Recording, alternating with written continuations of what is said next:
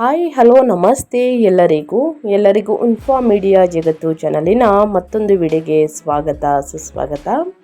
ಸ್ನೇಹಿತರೆ, ಎಲ್ಲರೂ ಹೇಗಿದ್ದೀರಾ? ಎಲ್ಲರೂ ಚೆನ್ನಾಗಿದ್ದೀರಾ ಅಂದ್ಕೊಂಡಿದ್ದೀನಿ. ನಾನು ಕೂಡ ತುಂಬಾ ಚೆನ್ನಾಗಿದ್ದೀನಿ. ಎಲ್ಲರೂ ಚೆನ್ನಾಗಿದ್ದೀರಾ ಅಂದ್ಕೊಂಡು ಭಾವಿಸ್ಕೊಂಡು ಇವತ್ತಿನ ಒಂದು ವಿಡಿಯೋನ ಶುರು ಮಾಡಿಬಿಡೋಣ.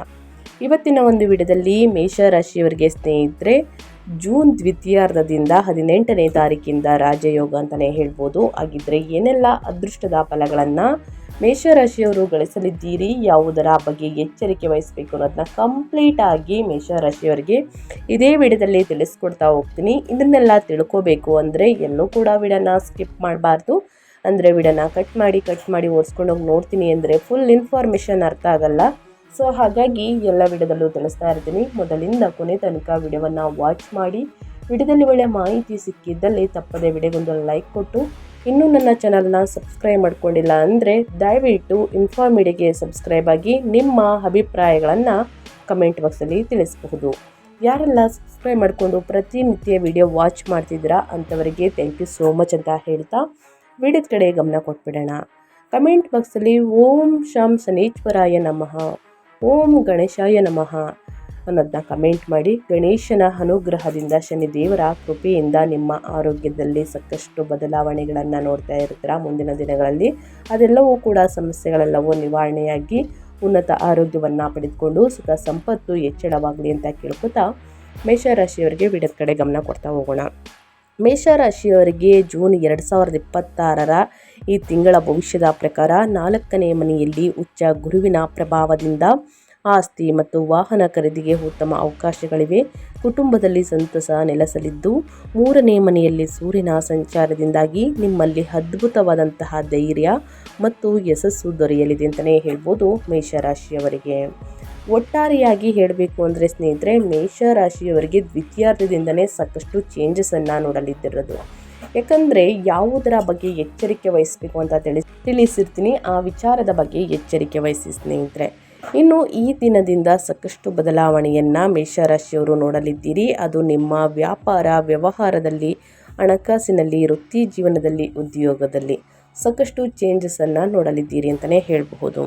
ಯಾಕಂದರೆ ಮನೆ ಮತ್ತು ವಾಹನ ಯೋಗ ಇದೆ. ನಿಮ್ಮ 4ನೇ ಮನೆಗೆ ಉಚ್ಚ ಗುರುವಿನ ಪ್ರವೇಶವು ಸ್ವಂತ ಮನೆಯ ಕನಸನ್ನು ನನಸು ಮಾಡುತ್ತದೆ. ಕುಟುಂಬದಲ್ಲಿ ಸಂತೋಷ ಮತ್ತು ಸಂಭ್ರಮ ನೆಲೆಸುತ್ತದೆ. ಅಪಾರ ಧೈರ್ಯ ಮತ್ತು ಯಶಸ್ಸು. ಜೂನ್ 15ರ ನಂತರ 3ನೇ ಮನೆಯಲ್ಲಿ ಸೂರ್ಯನ ಸಂಚಾರವು ನಿಮಗೆ ಅಪ್ರತಿಮ ಶಕ್ತಿಯನ್ನು ನೀಡುತ್ತದೆ. ಕೆಲಸದಲ್ಲಿ ನೀವು ತೆಗೆದುಕೊಳ್ಳುವ ದಿಟ್ಟ ನಿರ್ಧಾರಗಳು ಗಮನಾರ್ಹ ವಿಜಯಗಳನ್ನು ತಂದುಕೊಡುತ್ತದೆ. ಮಾತಿನ ಮೇಲೆ ಹಿಡಿತವಿರಲಿ. ಜೂನ್ 21ರಂದು ನಿಮ್ಮ ರಾಶಿಯ ಅಧಿಪತಿಯಾಗಿರುವಂತಹ ಮಂಗಳನು 2ನೇ ಮನೆಗೆ ವಾಕ್ಸ್ಥಾನಕ್ಕೆ ಪ್ರವೇಶಿಸುತ್ತಾರೆ. ಎಷ್ಟೇ ಅದೃಷ್ಟವಿದ್ದರೂ ಕೋಪದಿಂದ ಆಡುವ ಕಠಿಣ ಮಾತುಗಳಿಂದ ಸಂಬಂಧಗಳಲ್ಲಿ ಹಾಳು ಮಾಡಬಹುದು. ಸಂಬಂಧಗಳಲ್ಲಿ ಬಿರುಕು ಮೂಡುವಂತಹ ಸಾಧ್ಯತೆ ಕಂಡುಬರಬಹುದು. ಈ ತಿಂಗಳು ಮೌನವೇ ನಿಮ್ಮ ದೊಡ್ಡ ಅಸ್ತ್ರ ಅಂತಲೇ ಹೇಳ್ಬೋದು ಮೇಷರಾಶಿಯವರಿಗೆ. ಮೇಷರಾಶಿಯವರಿಗೆ ಪರಾಭವ ನಾಮ ಸಂವತ್ಸರ ಜೂನ್ 2026 ಭವಿಷ್ಯದಲ್ಲಿ ಜೂನ್ ದ್ವಿತೀಯಾರ್ಧದಿಂದ ಜೀವನದ ಹೊಸ ಅಧ್ಯಾಯದ ಆರಂಭವನ್ನು ಸೂಚಿಸುತ್ತದೆ. ನೀವು ವರ್ಷಗಳಿಂದ ಕಾಯುತ್ತಿದ್ದ ಸ್ಥಿರತೆ ಅಂತಿಮವಾಗಿ ಈ ತಿಂಗಳು ಸಾಕಾರಗೊಳ್ಳುತ್ತಿದೆ. ನಿರ್ದಿಷ್ಟವಾಗಿ ಹೇಳುವುದಾದರೆ ಜೂನ್ ದ್ವಿತೀಯಾರ್ಧದಿಂದ ನಿಮ್ಮ 9ನೇ ಅಧಿಪತಿಯಾದ ಗುರುವು ತನ್ನ ಉಚ್ಚ ರಾಶಿಯಾದ ಕರ್ಕಟಕಕ್ಕೆ ಅಂದರೆ 4ನೇ ಮನೆಗೆ ಪ್ರವೇಶಿಸುವುದು ಒಂದು ಭವ್ಯವಾದಂತಹ ಯೋಗವನ್ನು ನಿರ್ಮಿಸುತ್ತದೆ. ಈ ಸಕಾರಾತ್ಮಕ ಶಕ್ತಿಗೆ ಪೂರಕವಾಗಿ ಜೂನ್ ದ್ವಿತೀಯಾರ್ಧದಿಂದ ನಿಮ್ಮ 3ನೇ ಮನೆಯಲ್ಲಿ ಸೂರ್ಯನ ಸಂಚಾರವು ನಿಮ್ಮ ಹೋರಾಟದ ಮನೋಭಾವವನ್ನು ಹೆಚ್ಚಿಸುತ್ತದೆ. ಯಾವುದೇ ಕೆಲಸವನ್ನು ಯಶಸ್ವಿಯಾಗಿ ಪೂರ್ಣಗೊಳಿಸಲು ಅನುವು ಮಾಡಿಕೊಡುತ್ತದೆ ಅಂತಲೇ ಹೇಳಬಹುದು. ಜೂನ್ 21ರವರೆಗೆ ನಿಮ್ಮ ರಾಶಿಯಲ್ಲಿರುವಂತಹ ಮಂಗಳನು ಅಪಾರ ಚೈತನ್ಯವನ್ನು ನೀಡಿದರೂ ಅನಗತ್ಯ ಕಿರಿಕಿರಿಯನ್ನು ಹೆಚ್ಚಿಸುವಂತೆ ಸಾಧ್ಯತೆ ಇದೆ. ಆದ್ದರಿಂದ ಮನಸ್ಸನ್ನು ಶಾಂತವಾಗಿರಿಸಿಕೊಳ್ಳುವುದು ಈ ತಿಂಗಳನ್ನು ನಿಮಗೆ ನಿಜವಾದ ಸುವರ್ಣ ಘಟ್ಟವನ್ನಾಗಿಸುತ್ತದೆ ಅಂತಲೇ ಹೇಳಬಹುದು. ಮೇಷರಾಶಿಯವರಿಗೆ ವ್ಯಾಪಾರ ವ್ಯವಹಾರದಲ್ಲಿ ಸಾಕಷ್ಟು ಬದಲಾವಣೆಗಳು ಕಂಡುಬರಬಹುದು. ಅದೇ ರೀತಿ ಕುಟುಂಬದಲ್ಲೂ ಕೂಡ ಸಾಕಷ್ಟು ಬದಲಾವಣೆಗಳನ್ನು ನೋಡಲಿದ್ದೀರಿ. ಮೊದಲನೇದಾಗಿ ಕುಟುಂಬದ ಬಗ್ಗೆ ಹೇಳೋದಾದರೆ ಸ್ನೇಹಿತರೆ, ಕುಟುಂಬದಲ್ಲಿ ಅಂದರೆ ಈ ಜೂನ್ ತಿಂಗಳು ನಿಮ್ಮ ಕೌಟುಂಬಿಕ ಜೀವನಕ್ಕೆ ನಿಜವಾದ ಆಶೀರ್ವಾದವಾಗಿದೆ. ಸುಖದ ಸ್ಥಾನದಲ್ಲಿ 4ನೇ ಮನೆಯ ಮೂಲಕ ಉಚ್ಚ ಗುರು ಮತ್ತು ಶುಕ್ರನ ಸಂಚಾರವು ನಿಮ್ಮ ಮನೆಯಲ್ಲಿ ಸಂತೋಷಕರ ಮತ್ತು ಸ್ವಾಗತಾರ್ಹ ವಾತಾವರಣವನ್ನು ಸೃಷ್ಟಿಸುತ್ತದೆ. ನಿಮ್ಮ ತಾಯಿಯ ಆರೋಗ್ಯದಲ್ಲಿ ಗಮನಾರ್ಹ ಸುಧಾರಣೆ ಕಂಡುಬರಲಿದೆ. ಸಂಬಂಧಿಕರು ಮತ್ತು ಸ್ನೇಹಿತರ ಆಗಮನವು ಮನೆಯನ್ನು ರೋಮಾಂಚಕ ಮತ್ತು ಉತ್ಸಾಹಭರಿತವನ್ನಾಗಿಸುತ್ತದೆ. ವಿವಾಹ ಸಂಬಂಧಗಳನ್ನು ಹುಡುಕುತ್ತಿರುವವರಿಗೆ ಅತ್ಯುತ್ತಮ ಸಂಬಂಧಗಳು ಒದಗಿ ಬರಲಿವೆ ಅಂತಲೇ ಹೇಳಬಹುದು. ತಿಂಗಳ ಅಂತ್ಯದಲ್ಲಿ ಮಾತ್ರ ಸ್ವಲ್ಪ ಎಚ್ಚರಿಕೆ ಅಗತ್ಯ. ಜೂನ್ 21ರಂದು ಮಂಗಳನು ಮಾತಿನ ಸ್ಥಾನವಾದಂತಹ 2ನೇ ಮನೆಗೆ ಪ್ರವೇಶಿಸುತ್ತಿದ್ದಂತೆ ನಿಮ್ಮ ಭಾಷೆಯಲ್ಲಿ ಅರಿವಿಲ್ಲದೆ ಕಠಿಣತೆ ನುಸುಳಬಹುದು. ಸಣ್ಣ ಪುಟ್ಟ ವಿಷಯಗಳು ನಿಮ್ಮ ಸಂಗಾತಿಯೊಂದಿಗೆ ಘರ್ಷಣೆಗೆ ಕಾರಣವಾಗಬಹುದು.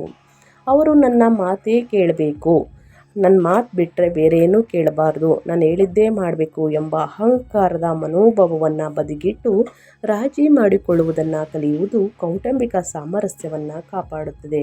ಇನ್ನು ಸಾಕಷ್ಟು ಜನರು ಕೇಳ್ತಾ ಇರ್ತೀರ, ಮದುವೆ ಯೋಗ ಇದೆಯಾ ತಿಳಿಸ್ಕೊಡಿ ಅಂತ. ಖಂಡಿತವಾಗಿಯೂ ದೂರದ ಪ್ರದೇಶಗಳಿಂದ ಮದುವೆ ಪ್ರಸ್ತಾಪಗಳು ನಡೆಯಬಹುದು. ಒಳ್ಳೆಯ ಸಂಬಂಧಗಳು ಕೂಡಿ ಬರಲಿದೆ.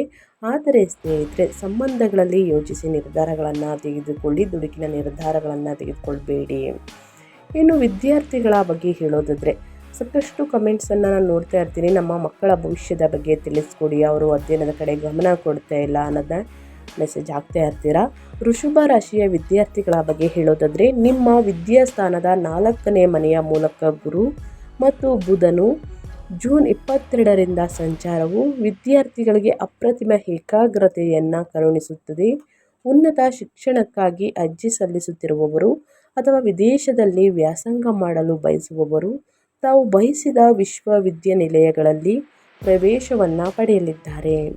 ಸ್ಪರ್ಧಾತ್ಮಕ ಪರೀಕ್ಷೆಗಳಿಗೆ ತಯಾರಿಯನ್ನು ನಡೆಸುತ್ತಿರುವಂತಹ ಅಭ್ಯರ್ಥಿಗಳು ಹೆಚ್ಚಿನ ಧೈರ್ಯದಿಂದ ಪರೀಕ್ಷೆಗಳನ್ನು ಎದುರಿಸುತ್ತಾರೆ ಮತ್ತು ಜೂನ್ 15ರ ನಂತರ ಸೂರ್ಯನ ಅನುಕೂಲಕರ 3ನೇ ಮನೆಯ ಸಂಚಾರದಿಂದಾಗಿ ವಿಜಯಶಾಲಿಯಾಗುತ್ತಾರೆ ಅಂತಲೇ ಹೇಳಬಹುದು. ಪ್ರತಿದಿನ ತಂದೆ ತಾಯಿಗಳ ಮಾತನ್ನು ಕೇಳಿ, ಪ್ರತಿದಿನ ಹಿರಿಯರ ಆಶೀರ್ವಾದವನ್ನು ತೆಗೆದುಕೊಳ್ಳಿ. ಅಧ್ಯಯನದ ಕಡೆ ಪ್ರತಿದಿನ ಗಮನ ಕೊಟ್ಟಿದ್ದಲ್ಲಿ ಉನ್ನತ ಫಲಿತಾಂಶವನ್ನು ಖಂಡಿತವಾಗಿಯೂ ಗಳಿಸಲಿದ್ದೀರಿ. ಇಂದಿನ ದಿನ ನಿಮಗೆ ಕಷ್ಟ ಅನಿಸ್ಬೋದು, ಮುಂದಿನ ದಿನಗಳಲ್ಲಿ ಅಷ್ಟೇ ಅದೃಷ್ಟವನ್ನು ನೋಡಲಿದ್ದೀರಿ ಸ್ನೇಹಿತರೆ. ಉನ್ನತ ಅಂಕಗಳನ್ನು ಗಳಿಸಲಿದ್ದೀರಿ ಅಂತಲೇ ಹೇಳಬಹುದು. ಸೊ ಹಾಗಾಗಿ ಅಧ್ಯಯನದ ಕಡೆ ಗಮನ ಕೊಡಿ. ಏಕಾಗ್ರತೆಯಿಂದ, ಆಸಕ್ತಿಯಿಂದ, ಭಕ್ತಿಯಿಂದ ಅಧ್ಯಯನದ ಕಡೆ ಗಮನ ಕೊಟ್ಟರೆ ರ್ಯಾಂಕನ್ನು ನೋಡಲಿದ್ದೀರಿ. ಇನ್ನು ನಿಮ್ಮ ಹೆಲ್ತ್ ಬಗ್ಗೆ ಹೇಳೋದಾದರೆ, ನಿಮ್ಮ ಆರೋಗ್ಯದಲ್ಲಿ ಏನೆಲ್ಲ ಬದಲಾವಣೆಗಳನ್ನು ಮೇಷರಾಶಿಯವರು ನೋಡಲಿದ್ದೀರಿ, ಯಾವುದರ ಬಗ್ಗೆ ಮೇಷರಾಶಿಯವರು ಎಚ್ಚರಿಕೆ ವಹಿಸಬೇಕು ಅನ್ನೋದನ್ನ ನೋಡೋದಾದರೆ, ನಿಮ್ಮ ರಾಶಿಯ ಅಧಿಪತಿಯಾಗಿರುವ ಮಂಗಳನು ಜೂನ್ 21ರವರೆಗೆ ನಿಮ್ಮ ಜನ್ಮ ರಾಶಿಯಲ್ಲಿಯೇ ಸಂಚರಿಸುತ್ತಿರುವುದರಿಂದ ನೀವು ಅಸಾಧಾರಣವಾದ ದೈಹಿಕ ಶಕ್ತಿಯನ್ನು ಹೊಂದಿರುತ್ತೀರಿ. ಸುಲಭವಾಗಿ ದಣಿಯದೆ ಕಠಿಣ ಕಾರ್ಯಕ್ರಮಗಳನ್ನು ನಿಭಾಯಿಸಬಲ್ಲರಿ. ಆದರೆ ಮಂಗಳನು ಉಷ್ಣ ಗ್ರಹವಾಗಿರುವುದರಿಂದ ಇದು ದೇಹದ ಉಷ್ಣತೆ, ಕಣ್ಣುಗಳಲ್ಲಿ ಉರಿ ಅಥವಾ ನಿದ್ರೆಹೀನತೆಯಂತಹ ಉಷ್ಣ ಸಂಬಂಧಿತ ಅಸ್ವಸ್ಥತೆಗಳಿಗೆ ಕಾರಣವಾಗಬಹುದು. 4ನೇ ಮನೆಯಲ್ಲಿರುವಂತಹ ಗುರುವು ಅಪಾರ ಮಾನಸಿಕ ಶಾಂತಿಯನ್ನು ಕರುಣಿಸುತ್ತಾನೆ. ಧ್ಯಾನ ಮತ್ತು ಯೋಗದ ಕಡೆ ನೀವು ಒಲವನ್ನು ತೋರುತ್ತೀರಿ.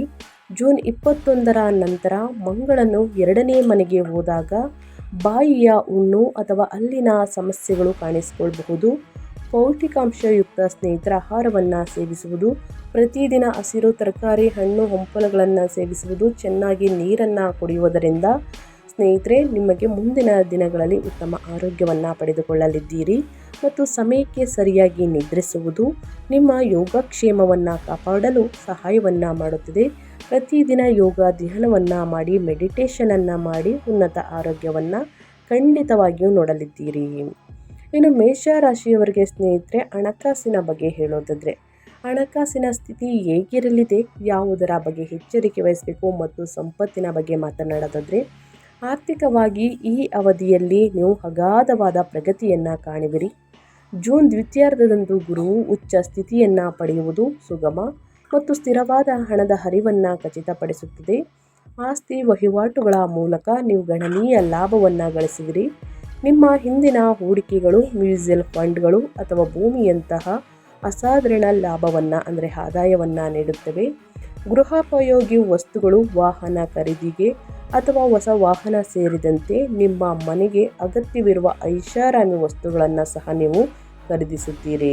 ಈ ತಿಂಗಳಲ್ಲಿ ರಾಜಯೋಗದಿಂದ ಚಿನ್ನ ಬೆಳ್ಳಿ ಖರೀದಿ ಮಾಡುವುದಕ್ಕೆ ಮುಂದಾಗಲಿದ್ದೀರಿ ಸ್ನೇಹಿತರೆ. ದುಪ್ಪಟ್ಟು ಲಾಭವನ್ನು ನೋಡಲಿದ್ದೀರಿ. ಅನಗತ್ಯ ಖರ್ಚುಗಳನ್ನು ಬಿಡಿ. ಅನಗತ್ಯ ಖರ್ಚುಗಳಿಂದ ಸಾಕಷ್ಟು ಸಮಸ್ಯೆಗಳು ಉದ್ಭವಿಸಬಹುದು. ಜೂನ್ 21ರಂದು ಮಂಗಳನು ನಿಮ್ಮ 2ನೇ ಮನೆಗೆ ಋಷಭಕ್ಕೆ ಸಂಪತ್ತಿನ ಮನೆ ಪ್ರವೇಶಿಸಿದ ನಂತರ ಹಠಾತ್ ಖರ್ಚುಗಳು ಎದುರಾಗಬಹುದು.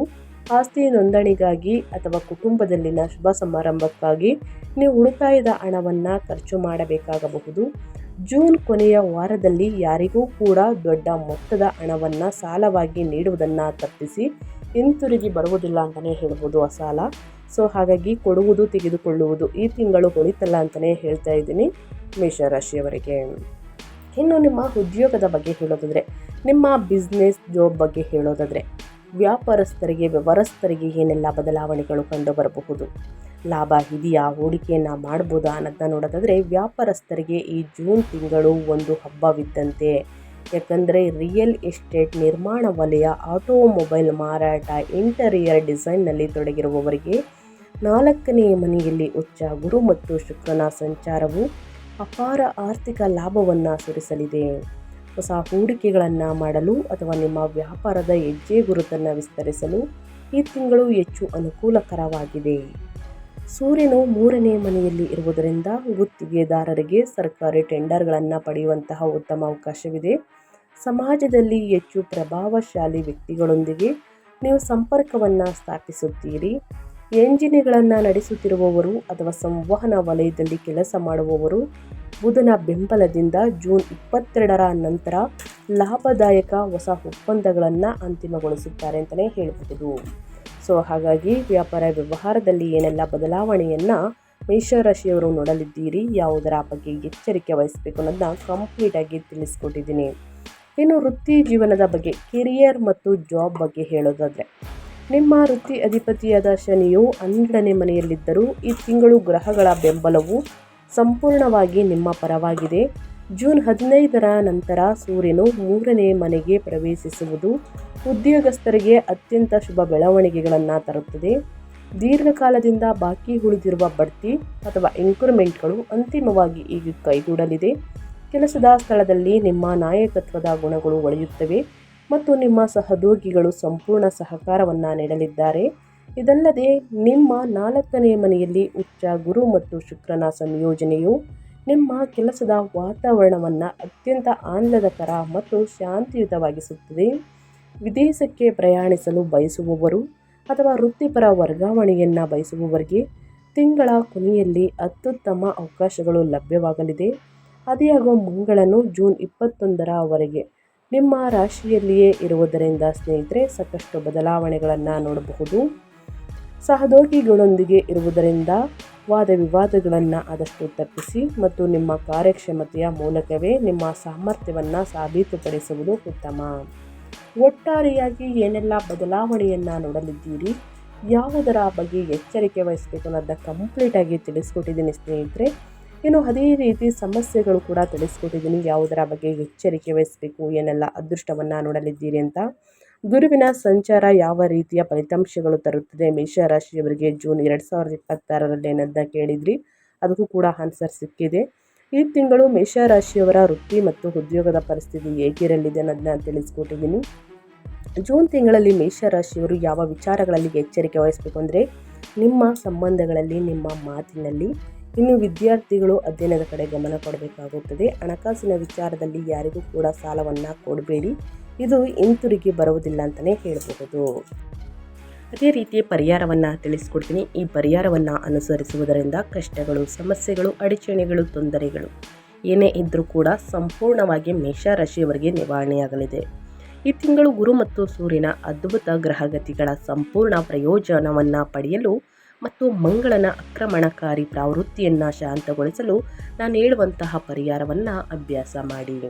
ಮೊದಲನೇದಾಗಿ ದಕ್ಷಿಣಾಮೂರ್ತಿ ಸ್ತೋತ್ರ.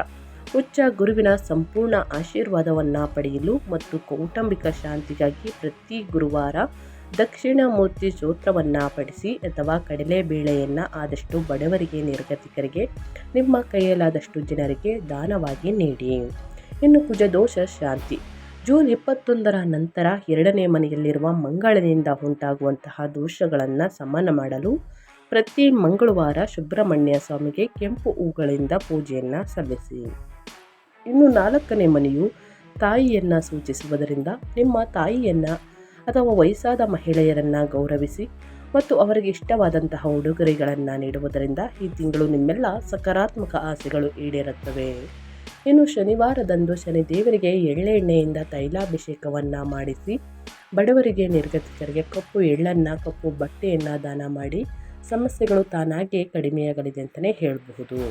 ಸೊ ಹಾಗಾಗಿ ತಪ್ಪದೆ ಈ ಸಣ್ಣ ಪುಟ್ಟ ಪರಿಹಾರವನ್ನು ಮಾಡಿ ಅಂತ ಹೇಳ್ತಾ ಸ್ನೇಹಿತರೆ, ನಾನು ವಿಡಿಯೋವನ್ನು ಎಂಡ್ ಮಾಡ್ತಾ ಇದ್ದೀನಿ.